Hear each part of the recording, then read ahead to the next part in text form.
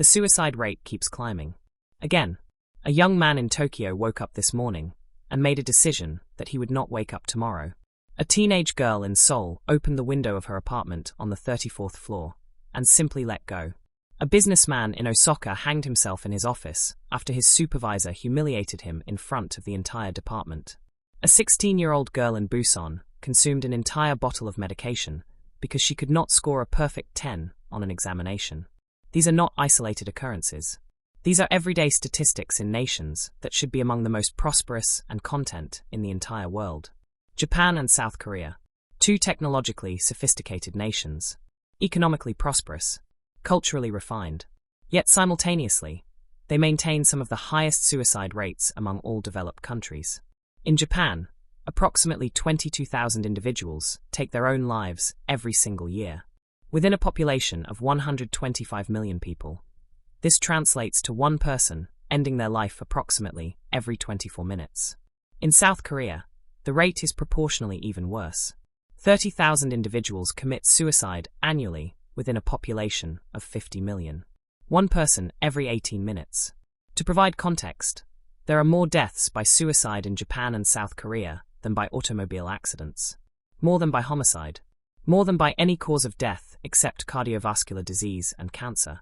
Suicide is the leading cause of death among teenagers and young adults in both countries. Between the ages of 10 and 34 years, suicide is cause number one. Not illness. Not accidents. Suicide. This represents a massive public health catastrophe. A hidden epidemic. A tragedy that shatters families every single day. And yet, many individuals in Western nations do not comprehend why. Why countries so wealthy, so technologically advanced, so outwardly perfect possess such a devastating suicide epidemic. The explanation is complicated. Rooted in culture, in history, in social pressure, in impossible expectations, in a system that prioritizes obedience above personal happiness, in a society that prizes appearance above reality. Let us begin with academic pressure. In Japan and South Korea, education is paramount. It is the pathway to success. It defines your personal worth. Parents invest tremendous financial resources into education. After-school private lessons, private tutoring sessions, cram schools called hagwons in Korea and juku in Japan. Special institutions created exclusively to prepare students for university entrance examinations. Students begin this intensive pressure from early childhood. A child of 8 years old in Japan might spend 4 hours daily in regular classes, and then an additional 3 hours in private instruction, plus additional hours studying independently, sleeping merely 5 or 6 hours nightly, moving from one educational commitment to another. Week after week, month after month, year after year, the competition is absolutely ruthless, not merely to pass, but to achieve among the highest performers, to gain acceptance into the most prestigious universities. Universities such as Tokyo University in Japan or Seoul National University in South Korea are essentially the dividing line between a life of achievement and a life of mediocrity. Or at least, that is what young people believe their parents and society believe. The entrance examinations are brutally challenging. Standardized tests that determine your entire future. One single attempt. One singular opportunity. Failure means you will not be admitted to the university you desired. It means you will be admitted to a second-tier institution. It means that upon graduation, the most desirable employers will not recruit you. It means you will experience an ordinary existence. A life of disappointment. Or at least, that is what the students believe. The stress is so overwhelming that some students simply cannot manage it. A student in Seoul faced tremendous pressure to pass the university entrance examination. His parents expected him to gain admission to Seoul National University. He studied 16 hours daily. He slept only 5 hours. He had no time for friends. He had no time for enjoyment. His entire existence revolved around studying. When the results arrived, he received acceptance to a second-tier institution. At 17 years old, he jumped from a 20-story building. Another girl in Tokyo received a score below perfect on a chemistry examination. Just one incorrect answer. Just a single point lost. Her parents told her she had disappointed the entire family. That she should have studied harder. That she was not good enough. That evening, she consumed an entire bottle of her mother's medication. She was 15 years old. The pattern is unmistakable. The academic pressure is extreme. And for countless young people, when they fail to meet expectations, the response becomes desperate. But academic pressure is merely one component of the narrative. There is also workplace pressure. In countries like Japan and South Korea, employment is everything. It is your identity. It is your worth. It is who you are. In Japan, there exists a concept known as Karoshi, meaning death from overwork. This is not figurative language. It is an officially recognized category of death. Individuals who labor so intensely that their bodies literally fail. Heart attack, stroke, cerebral hemorrhage, everything caused by excessive work. Japanese workers labor an average of more than 2,001 hours yearly. In contrast, American workers average 1,900 hours annually. Canadian workers 1,780 hours. French workers 1,480 hours. Japanese workers significantly exceed their global counterparts. And it is not merely about the hours. It is about the cultural environment. The work culture is absolute. It is anticipated that you arrive early. It is expected that you remain late. It is expected that you do not use vacation time. It is expected that you sacrifice your personal life for the company. This is the standard. Consider a man named Kenji, who worked for a major corporation in Japan. He was 60 years old. He had worked for the same company for 35 years. He arrived at the office at 7 in the morning. He departed around 11 at night. Some evenings he slept at the office. Weekends? He frequently worked. Vacation days? He rarely took any. Then an economic recession occurred. The company needed to reduce expenses. Kenji was terminated. Not because of poor performance. He was a dedicated employee. But the corporation had to make cuts, and he was older and earned more salary. So he was discarded. He could not secure another position. At 60 years old, he was considered too old. His entire identity was constructed around employment with that corporation. Without it, he did not know who he was. His family experienced shame. His friends disappeared. Because in a society where your employment defines your identity, being unemployed means having no value. Several months later, Kenji hanged himself in his residence. Or consider a female employee in Seoul. She worked at a large financial institution. She worked extended hours. She experienced continuous pressure. She had a supervisor who was verbally abusive, who criticized her constantly, who suggested she was incompetent. One day she made a minor error in a transaction. A small mistake. That was rectified. But her supervisor humiliated her in front of the entire office. He shouted at her, called her incompetent, told her she should be ashamed.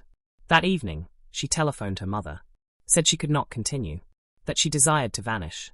Her mother attempted to console her. But hours later, she jumped from a 10-story building.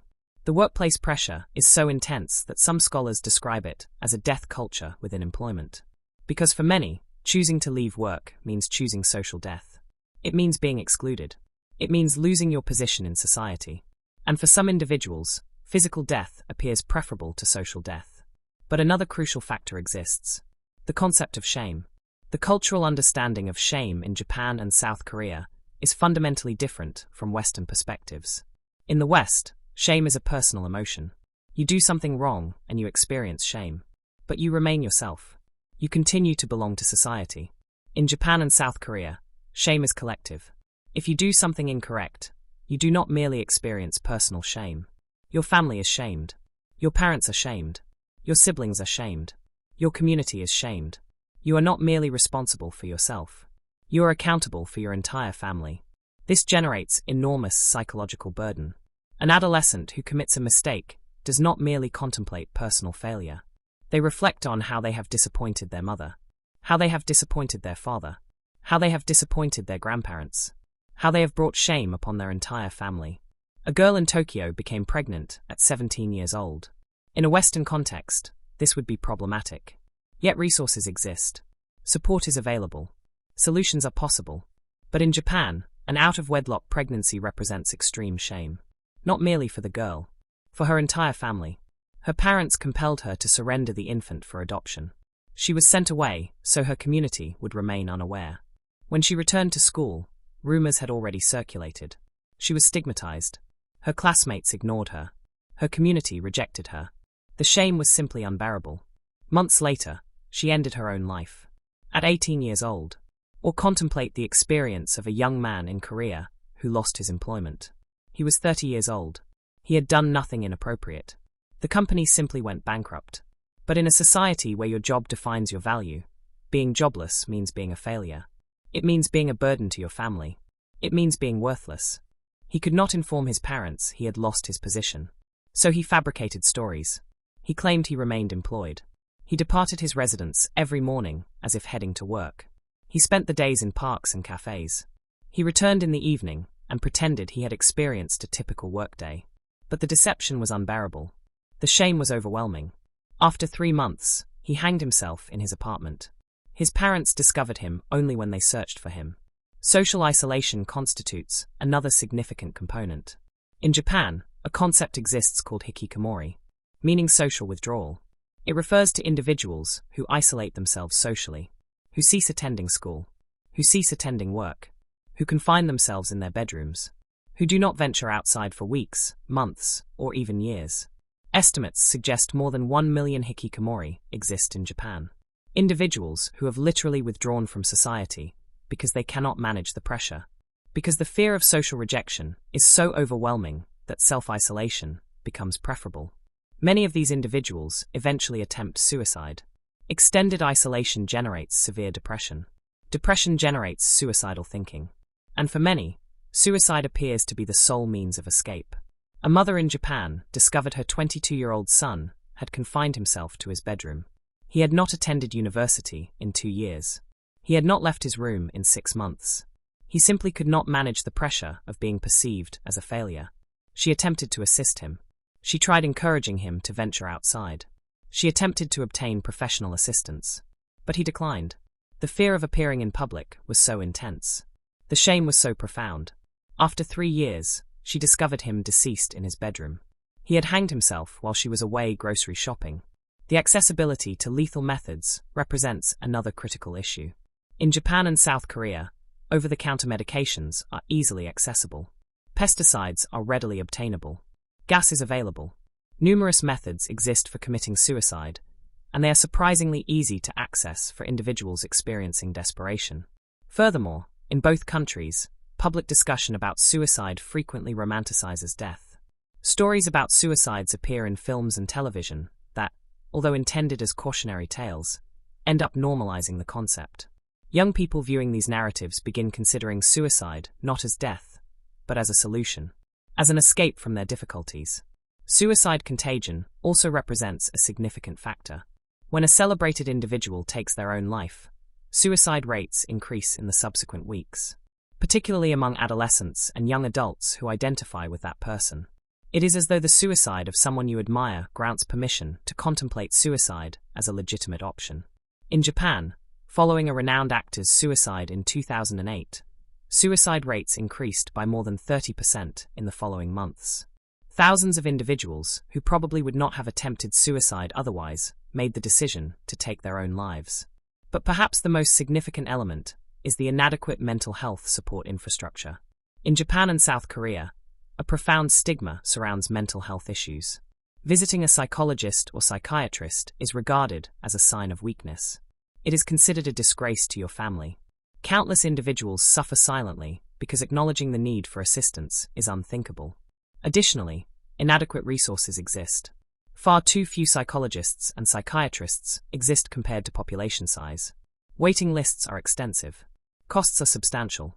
Many individuals who genuinely desire professional help cannot obtain it. A teenager in Seoul experienced suicidal thoughts when he was 16 years old. He recognized something was amiss. He recognized he required assistance. But he feared informing his parents. He dreaded being perceived as weak. He feared being admitted to a mental health facility, which would make his situation public knowledge. So he endured his suffering privately. His suicidal thoughts deteriorated daily. Nobody knew. His friends remained unaware. His parents remained unaware. At 18 years old, he eventually attempted suicide. Fortunately, his attempt proved unsuccessful. He survived, and finally his parents transported him for professional assistance. But for 2 years, he suffered in isolation. 2 years of agony. 2 years of standing at the precipice. All because no support system existed to help him. Yet there exists an important distinction. While countless individuals in Japan and South Korea experience suffering, other individuals are making progress. Certain countries and regions have implemented effective suicide prevention programs. Australia, for instance, experienced an epidemic of suicide among its young people. Extraordinarily high suicide rates among adolescents and young adults. But they recognized the problem and implemented intervention initiatives. They trained educators to identify warning indicators. They created 24-hour suicide prevention hotlines. They destigmatized seeking mental health assistance. The outcomes proved dramatic. Within less than a decade, suicide rates decreased substantially. They did not disappear, but they improved significantly. Finland implemented a program entitled the National Suicide Prevention Program, which concentrated on training healthcare professionals to recognize warning indicators, to provide intervention, to follow up care. The results were comparable. Suicide rates declined. Luxembourg similarly implemented successful initiatives. They installed emergency psychological hotlines in public spaces. They trained residents to identify warning indicators. They educated the population regarding mental health. And suicide rates decreased. The question becomes, why have Japan and South Korea not implemented such prevention programs more vigorously? The explanation is multifaceted. It concerns the cultural emphasis on silence, with the belief that mental health difficulties are confidential, that you must not bring shame upon your family or community by revealing psychological struggles. It involves insufficient resources. Despite robust economies, both countries allocate significant funds to defense and infrastructure instead of mental health services. It concerns pervasive stigma. Many influential individuals within government and business view seeking mental health assistance as weakness, as moral failure, and therefore perceive no justification for investing in prevention efforts. But ultimately, it involves acceptance. To some degree, Japanese and Korean societies have accepted elevated suicide rates as unavoidable, as the expense of a highly competitive society, as an unfortunate characteristic of their cultural value systems. However, transformations are commencing. In South Korea, the government has initiated suicide prevention programs, increased mental health financing, started educating populations about warning indicators. Results are still being assessed, but progress is evident. In Japan, similar initiatives are underway. Certain regional governments have implemented prevention programs, but advancement proceeds more slowly, and the cultural message remains frequently that you should manage your struggles independently, that requesting assistance constitutes weakness. Warning indicators for suicide exist, and in numerous instances, they could be identified if individuals understood what to observe. Sudden mood shifts. An individual who was consistently cheerful suddenly becomes melancholic constantly. An individual who possessed friends abruptly begins withdrawing. These represent red flags. Distributing possessions. If someone begins giving away cherished belongings, this may indicate they are preparing for departure. References to death. If someone frequently discusses death, about how pointless existence is, this signals unmistakable danger. Dangerous conduct. If an individual suddenly starts consuming excessive alcohol, utilizing drugs, placing themselves in perilous circumstances, this might signal suicidal ideation. The critical element is that if you observe these indicators in someone you know, you can make a difference. You can ask directly whether they harbor suicidal thoughts. This does not introduce the concept into their consciousness. In fact, discussing suicide decreases risk, because countless individuals experiencing suicidal thoughts feel isolated. They believe nobody comprehends. If someone simply inquires and listens, it can create tremendous difference. The experience of Hiroshi illustrates this. Hiroshi was an adolescent in Japan. He was 17 years old. He was an accomplished student, but he was reserved. He had minimal friends, and he confronted tremendous pressure to succeed on the university entrance examination. His suicidal ideation commenced 6 months preceding the examination. He frequently contemplated methods of ending his life. He frequently imagined how existence would be superior if he simply disappeared. His parents remained unaware. Nobody knew. But one day his mathematics instructor noticed something. The instructor observed Hiroshi was unusually silent, that he did not contribute during lessons, that he seemed consistently unhappy. That instructor accomplished something straightforward. He requested a private conversation with Hiroshi after class. "Are you doing all right?" the instructor asked simply. Hiroshi broke down emotionally.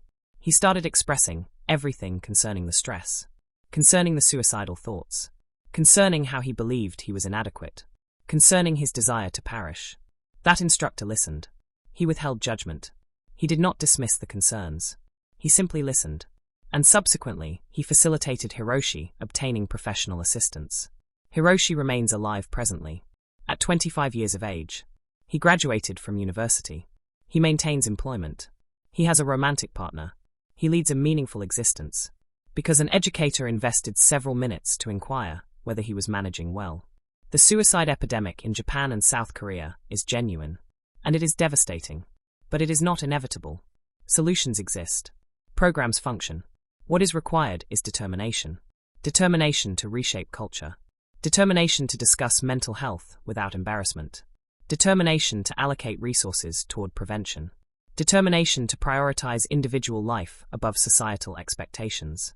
Because when you contemplate it, what purpose does a highly competitive society serve if people are terminating their lives to participate in it? This represents the hidden epidemic that nobody desires to discuss. The mental health catastrophe that persists escalating.